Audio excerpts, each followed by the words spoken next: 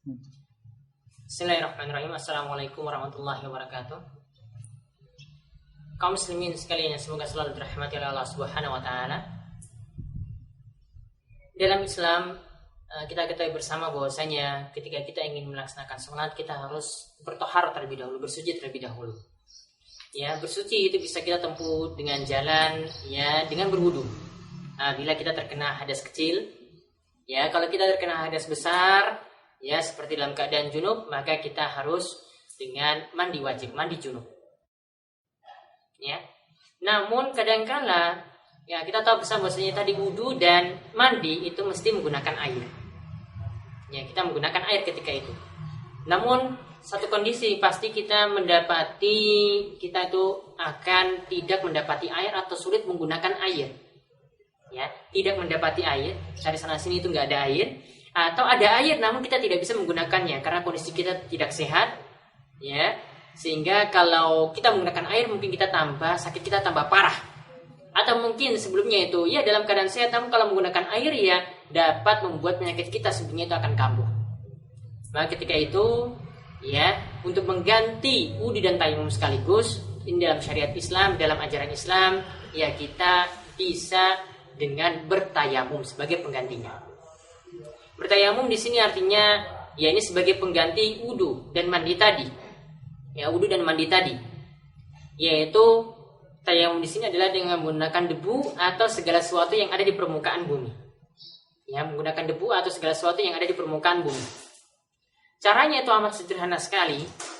Ya, caranya itu amat sederhana sekali. Kita hanya menepuk tangan kita ke tanah atau ke debu tadi, ya, sebanyak sekali. Lalu setelah itu kita mengusapkan pada wajah dan telapak tangan kita. Ya, wajah dan telapak tangan kita. Ya, wajah dan telapak tangan kita. Di sini tidak mesti berurutan wajah dulu atau telapak tangan dulu, namun yang lebih bagus adalah dari wajah baru telapak tangan. Ya.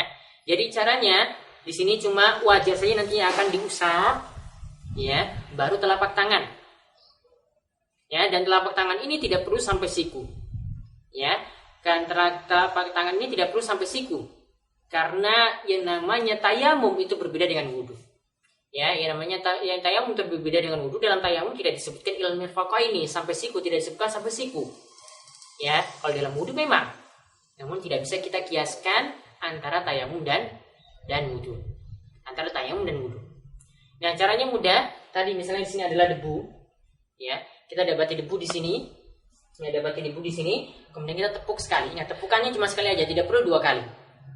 Ya, karena yang diajarkan sebenarnya oleh Ibnu Qayyim dalam kitabnya Zadul Ma'ad, ya tidak sahih kalau tepukannya itu 2 kali, tidak ada hadis sahih yang menjelaskan hal tersebut. Jadi tepuk sekali. Ya, dapat debu tadi. Ya, setelah itu ya, kita usapkan ya, tadi pada wajah kita.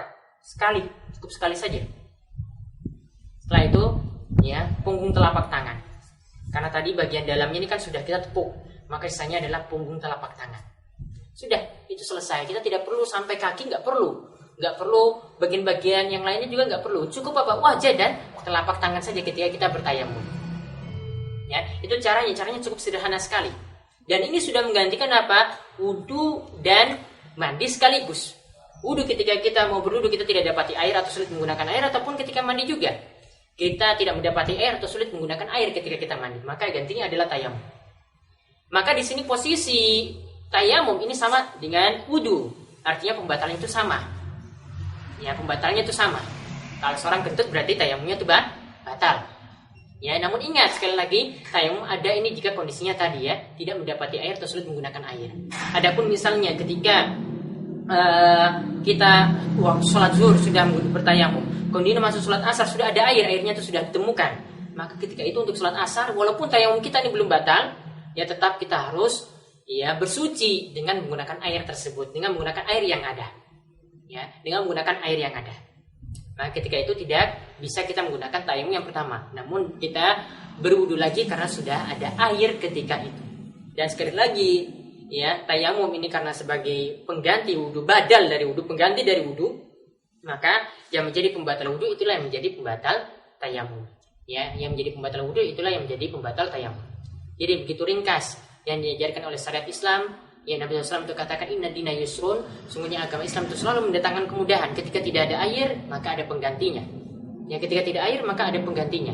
Maka ini menunjukkan bahwasanya ketika seorang misalnya dia sakit di rumah sakit, dia mau berdiri saja, mau berjalan saja sulit, maka dia bisa menggunakan sebagai penggantinya, dia bisa bertayamum ketika itu.